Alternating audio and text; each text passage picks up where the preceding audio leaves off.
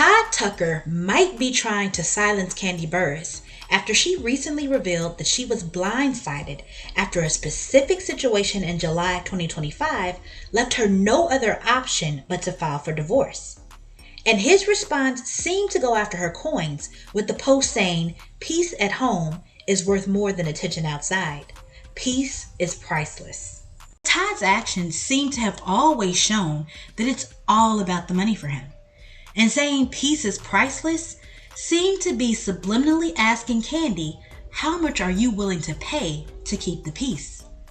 And it completely destroyed Kandi's efforts to gaslight the public about Todd not really trying to break the prenup. No, well, he actually isn't contesting. Oh, he isn't? They threatened to contest it. Okay. So it said that if we do not come to terms, that they feel that they have a way to contest it. So I think that is the misunderstanding of the internet. All I heard was if you don't give him everything he wants, then he's going to contest the prenup. The same way he said he was seeking full custody of the kids unless they reach an agreement regarding custody and child support. But for some reason, Kandi still seems to want to accept Todd's pretense of this being all his lawyer's doing. The one thing that we will agree on, he'll say, the lawyers are lawyering. And I can hear him now. Time out. The lawyers are just lawyering. It's not about your money, Kandi. Meanwhile, Kandi over here talking about she feel like she finally came out the Matrix, yet steady falling for the BS. I like to say I came out the Matrix. And I'm like, wait a minute. And then, oh, what? Okay. You know. When she said that it was a specific situation that happened in July of 2025 that had her like, oh no, she can't do this no more. Is there a specific moment or thing that happened? Yeah, it was a specific situation that happened. It happened like in July. In July was when I was like, oh yeah, nah, I can't do this no more. One song popped into my head. Y'all remember that song from the 80s? I will do anything for love, but I won't do that. Girl, you opened up your marriage, had threesomes, engaged in all kinds of proclivities, moved him into your house, invested in all his business ideas, let him talk down to you privately and on national TV, let him withhold intimacy in the marriage when he was upset with you, let him come in at all hours of the night for years after y'all got married, let him go away on allegedly solo vacations while married, and even let him go away for months for work right after y'all got married, and get up to the type of shenanigans that had you saying you needed to rebuild trust after less than 6 months of marriage. You let him do all of that for love. What the heck did he do on July 15, 2025 that had you finally like, oh no, I won't do that? And if y'all think I'm exaggerating, do you remember all the clips that resurfaced showing how Todd Tucker has been trying to humble Kandi Burruss for years, revealing himself to be her biggest ops over and over again? They had everyone wondering if Kandi missed all the red flags or just stubbornly ignored them. Because as smart as he thinks he is, Todd Tucker was not slick with his honey trap. Far from it. Soon after Phaedra gave him the end that he needed by constantly mentioning Todd to Kandi, because at that point, even though he was part of the crew on Real Housewives of Atlanta, they had never met. And if they had, he wouldn't have even been on Kandi's radar because he wasn't the type of man that she normally dated. From music producers to NFL players, Kandi dated men who had the same financial status as she did or higher. Although those men turned out not to be the greatest choices for her, Todd still was nowhere near the running. And if it hadn't been for Phaedra constantly hyping him up to Kandi, the whole thing would have been a non-starter. Which is another reason why people should be very wary when others are trying to set them up with someone.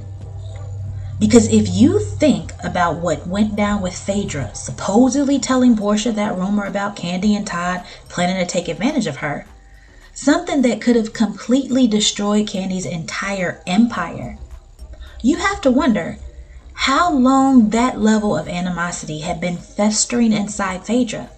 Because as a lawyer, she knew exactly what could happen, which is why when push came to shove, she never admitted to starting the rumor herself. A real friend would never try to destroy the other, even if the friendship fell apart. which makes you question what was Phaedra's initial goal in trying to set her friend Kandi up with someone who was not able to meet her on the same level financially, and someone who relied on others laying the groundwork with the woman instead of taking the initial romantic risk himself. And if Phaedra was hyping Todd up to Kandi, was she possibly spilling Kandi's secrets to Todd as well? Giving him a way in so that when they met for the first time, he could woo Kandi with a great conversation? Because we all know great conversations usually mean the two are in sync, finding common ground and similar viewpoints where both leave feeling refreshed and not discounted. But when you look at all those resurfaced podcast clips with Kandi and Todd, they hardly agree on anything in those conversations. And they usually devolve to Todd's annoying call of time out, because he can't keep up with Kandi calling him out on the BS. Meanwhile, Kandi ends up trying to laugh through the humiliation of a man who she said on several occasions doesn't care about anybody else's feelings but his own. So how could two people with such opposing viewpoints and mannerisms have started out with a good conversation for hours unless someone had a cheat code on what makes the other tick? But whatever Phaedra's reasons, Todd used the assist to his advantage and proceeded to play Kandi like a fiddle, from the initial good conversation to simulating a deeper connection by having her be a major part of his birthday celebration on the first night they met, to taking charge and grabbing Kandi for a kiss on that same night before they even had a proper date, to pretending to be more into her than he really was before flipping the script and having her chase after him, and then making her think that she owed him something because he was willing to sacrifice his job just to date her. And if you watched our last video, The Long Game, you know that whole giving up his job was a scheme that Todd set up for him to come to you with the bullshit. Because he never even had to quit. They just moved him to another show, and he was still working with that same production company after they got married. Todd gave out all sorts of red flags before they got married, from throwing a tantrum and threatening to quit the play they were producing together every time he couldn't get his way, to stalling on signing the prenup, and then gaslighting Kandi about her only caring about money when it was really his focus on having access to Kandi's money and assets that had him waiting until 4 hours before the wedding to sign the prenup. And then, after the wedding, foregoing a honeymoon to go to LA by himself for a 4-month producing job, where he allegedly drunkenly partied the nights away, which according to Kandi, resulted in them having to build trust back up when he came home after those 4 months. So you can imagine what he got up to during those months, and it becomes understandable why a newlywed wife whose husband left her for 4 months right after the wedding only to get up to some activities that caused trust to be broken. It would make sense that that wife would be wary of the same husband taking producing jobs that would take him away for months on end. But instead, Todd framed Kandi being afraid history will repeat itself as Kandi taking away his ability to establish his own empire. Even though Kandi had reasons to break up with him before the wedding, and even after they got married, seemingly had grounds for a divorce, this business-savvy, multi-millionaire woman let Todd obviously play her at every turn.